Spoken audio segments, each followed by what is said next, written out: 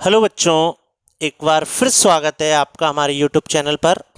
प्रश्नावली 5.2 चल रही थी जिसमें सारणिकों की अनुप्रयोग पढ़ रहे थे।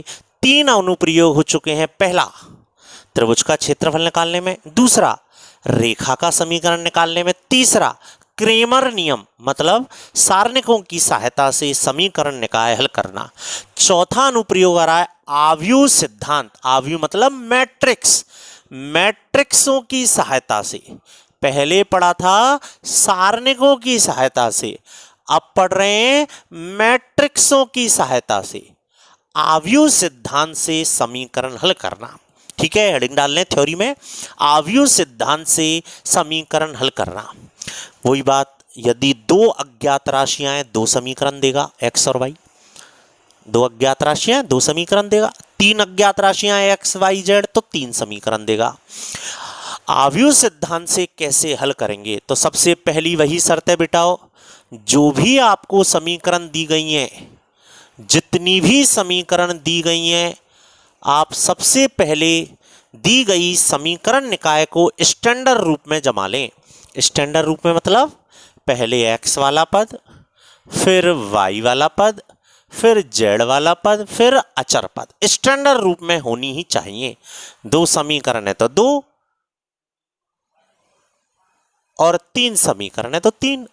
सबसे पहले दी गई समीकरण निकाय को आप स्टैंडर्ड रूप में अवश्य जमा लें, जमा लेंगे। अब यदि सवाल कहता है आव्यूह सिद्धांत से मैट्रिक्सों से हल करो, तो आपको एक थ्योरी की एक लाइन है जो फिक्स है, लिखनी ही लिखनी है। क्या है वो? फिक्स इसी तरह लिखनी है, दी गई समीकरण निकाय को ए एक्स बराबर B, capital A capital X बराबर बी के रूप में लिखने पर। आपको ये लाइन हर बार लिखनी है आव्यूह सिद्धांत में।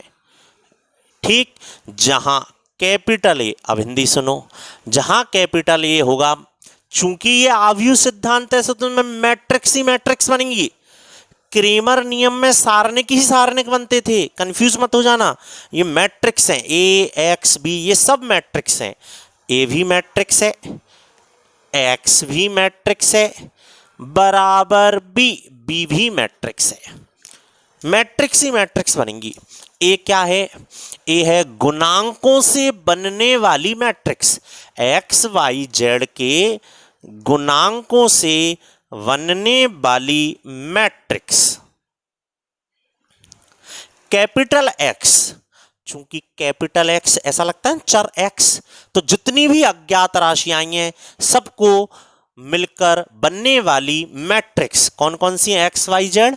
तो आप एक्स वाई जेड ऐसे खड़े रूप में लिखना, सीधे मत लिख देना, क्योंकि गुना तभी होगा। देखो, ए एक्स गुना तभी होगा ना जब इसमें लास्ट में 3 है तो 3 पंक्तियां आएंगी, इसलिए लाइन वाई लिखना है X Y Z.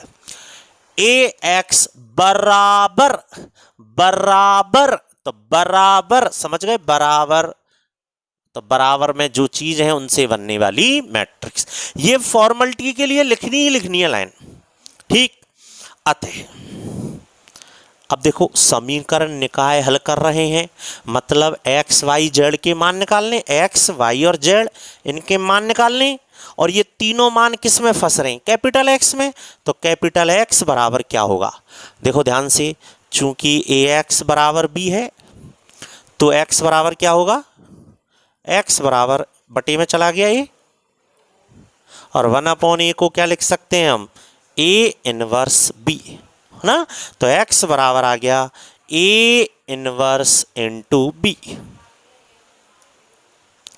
Capital X का मान है ही हमारे पास, कैपिटल एक्स रख देंगे।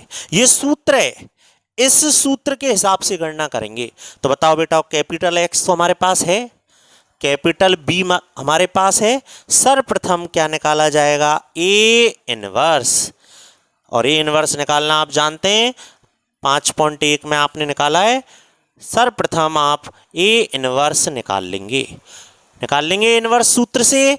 फिर इसमें ए इनवर्स का मान रख देना, कैपिटल बी का मान रख देना, इन दोनों को गुना कर देना, और बराबर में कैपिटल एक्स ये रहा।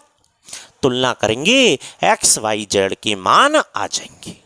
पूरी थ्योरी आप याद कर लें, सवाल चालू करेंगे, नोट्स बना लें, इसको उतार लें। ठीक है, क्या करना है, ए एक्स बराबर बी के रूप में लिखना है, जहां capital A, capital X, capital B formality के लिए मैट्रिक्स बना देना। मेन चीज है इसमें ए इनवर्स निकालेंगे, और ये सूत्र याद करो लास्ट में बॉक्स में, एक्स बराबर ए इनवर्स बी। ओके बच्चों, चालू करें अब क्वेश्चंस, स्टार्ट करते हैं बेटा क्वेश्चन। थ्योरी याद है ना बिल्कुल सब। क्वेश्चन नंबर 11 है ये। क्वेश्चन नंबर 11 में 4 सवाल हैं, एक मैं समझा रहा हूं और सब आपको करने। ठीक है, सवाल कह रहा है आव्यूह सिद्धांत का प्रयोग करते हुए, आव्यूह सिद्धांत का प्रयोग करते हुए इस समीकरण निकाय को हल करो। आव्यूह सिद्धांत का उपयोग करते हुए, बताओ बेटा आव्यूह सिद्धांत से कैसे करते हैं।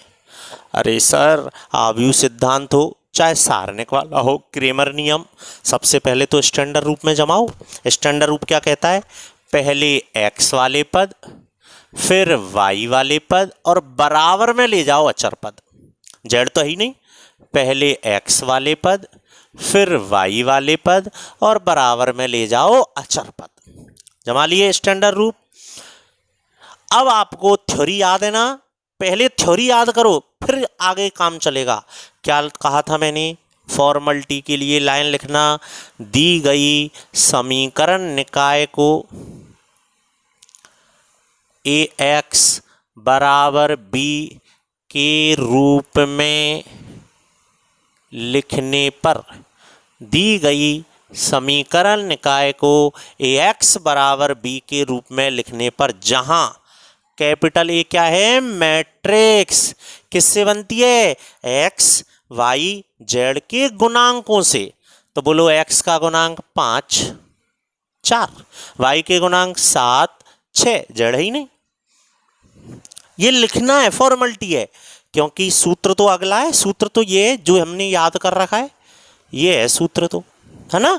लेकिन फॉर्मेलिटी के लिए कैपिटल एक्स, अज्ञात चर राशियां, कौन कौन सी चर राशियां हैं, एक्स और वाई, जेड है ही नहीं। ए एक्स बराबर बराबर बी, तो बराबर बी, बी तो ऑटोमेटिक बराबर बी बन गया। ए एक्स बराबर बी के रूप में लिखने पर ऐसे लिख लोगे फॉर्मेलिटी के लिए। अब चूंकि सूत्र ये है और इस सूत्र में क्या निकालना है, ए इनवर्स, और ए इनवर्स का सूत्र क्या होता है, 1/a की सारणिक गुना एडजॉइंट ए। तो सबसे पहले निकालेंगे ए इनवर्स, और ए इनवर्स के लिए पहले क्या निकाला जाएगा, ए की सारणिक। ए की सारणिक ये रहा ए, इसकी सारणिक निकाल दो, 6 पंजे 30 माइनस 7 चौक 28, आ गई सारणिक। अब क्या निकालेंगे, एडजॉइंट ए। अब एडजॉइंट ए, जानते हैं आप एडजॉइंट ए निकालना, बोलो adjoint A, transpose plus minus minus plus, पंक्ति छोड़ो स्तंभ छोड़ो,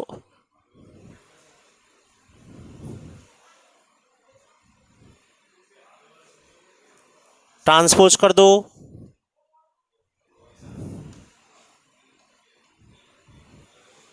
अतः ए इनवर्स आ गया 1/a की सारणिक गुना एडजॉइंट ए, 1/a की सारणिक गुना एडजॉइंट ए, आ गया एडजॉइंट ए, आ गया इनवर्स। तो हमने इनवर्स क्यों निकाला, क्योंकि हमारा मेन सूत्र क्या है, अतः एक्स बराबर ए इनवर्स गुना बी, ये है मेन सूत्र। ये तो फॉर्मेलिटी की लाइनें हैं ऊपर वाली तो, और इस सूत्र में निकालना है इनवर्स, तो पहले इनवर्स निकाल लो। इनवर्स निकालना चाहते हो, आओ कैपिटल एक्स, बोलो कैपिटल एक्स कहाँ है, ये रहा एक्स वाई, ए इनवर्स कहाँ है, ये रहा 1/2 गुना बी, बी बी कहाँ है, वो रहा बी, ये रहा बी। ठीक है, मैं मिटाऊंगा ऊपर, जगह कम है। ठीक है बेटा, यहां तक आ गया समझ में। तो एक्स वाई बराबर,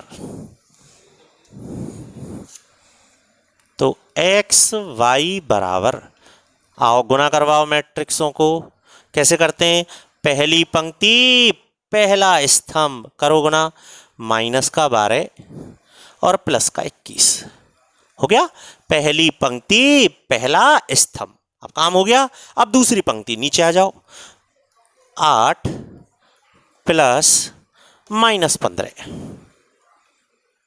कितना आ गया बेटाओ, एक्स वाई बराबर 1/2 9 और -7। क्या आ गया बेटाओ, नीचे जगह नहीं है तो एक्स वाई बराबर 1/2 से गुना कर दो 9/2 -7/2 कर दो तुलना,